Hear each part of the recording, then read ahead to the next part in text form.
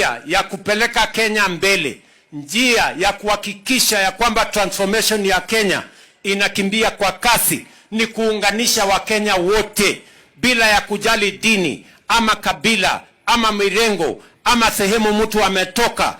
Tuungane sisi wote, kwa sababu Kenya hii haiwezi kufaulu pande moja. Kama tunafaulu kwa pamoja. Mimi nawauliza watu wa Uasin Gishu, mnakubali tuunganishe Kenya iwe moja? Mnakubali tuungane ama mnataka tutengane? Mnasema tuungane. Mumependelea ya kwamba hata ile serikali ya broad base tuingie ndani sisi wote tupeleke Kenya mbele? Hebu nione wala wanasema tuungane. Kuna watu wengine hata wananikasirikia hata kwa sababu nimeunganisha Kenya. Hata wanataka Kenya ya kutengana. Kuna mwananchi hapa anataka Kenya ya kutenganisha watu wengine? Mnasema tuungane? Tushirikiane? Mimi nawauliza viongozi wenzangu, viongozi wale ambao katika vichwa vyenu mnafikiri ya kwamba mtatenganisha Kenya, muendeshe siasa ya chuki na migawanyiko, mimi nataka niwaambie, you will fail and you will fail miserably, because this country can only move forward if we are united, if we are together, and that is how we are going to have a nation that all of us are going to be proud of. And I am going to stand firm in uniting the people of Kenya against all odds, against all the naysayers, because Kenya must make progress, and this is the moment for Kenya to make progress. Tumeelewana jameni? Hayo gashine. Mnasema tuendelee ama tuendelee? Tuendelee ama tuendelee? Mama gagichu. Chao ko se chao? Ah. Toko sak jangun bwana. Oko se? Oh, si wasiwasi mi. Anyway, mama jamaa ngaleko janga. So mimi nimeshukuru sana, nimefurahi sana kufika hapa Uasin Gishu. Asante sana viongozi wote, na tushirikiane. Ya muhimu sasa ni nyinyi vijana. Vijana tuko. While President William Ruto was on a tour of North Rift, he came out to bash some of the leaders he feels that they have been misbehaving in the recent time. He was using a coded language to direct his attack to the former outside DP, that is Mr. Gachagua, who has been on a very tough offensive mission in the Mount Kenya region, where he has deconstructed President William Ruto, leaving him wounded, and his support has dwindled in that region.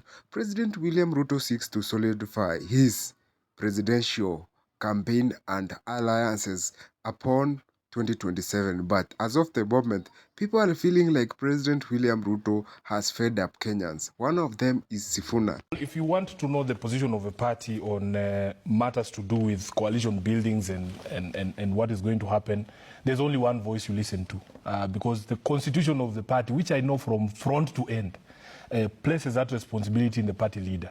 Listen to what Raila Odinga is saying. Raila Odinga has left specific and clear instructions to all of us, including some of the people who are speaking there, that first of all, ODM must retain its identity as a political party. Number two, that we have not given up the quest to acquire power. Otherwise, you fold up your party and go. Political parties exist for the sole purpose of winning power through democratic means. Every single time since ODM was formed, we are celebrating 20 years this year since this party was formed. Every single election, ODM has run a candidate for president, and it's not going to be different. So these colleagues of mine, some of them in parliament, some of them outside parliament, have, you know, freedom of speech, like I said.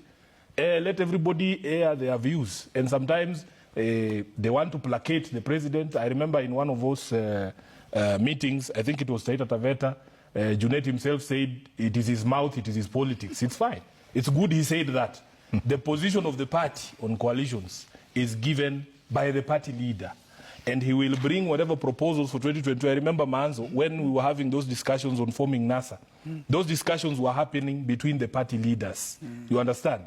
And after an agreement was reached, I remember sitting with your Secretary General in a line like this. We were like 26 SGs when we were signing the NASA coalition agreement in KICC.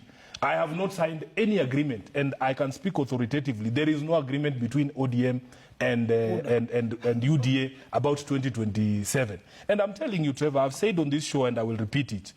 If you are unpopular, it doesn't matter how many leaders you bring around you. We will lose the election with Ruto even if we supported him as ODM. I am very clear in my mind. Because the people are clear in their minds on what a government is supposed to do. And for as long as you're not addressing those things, it doesn't matter. We lost an election with 26 parties. I remember I've said it here on this show, Manzo. Even the logistics of just sitting the principals here was a problem.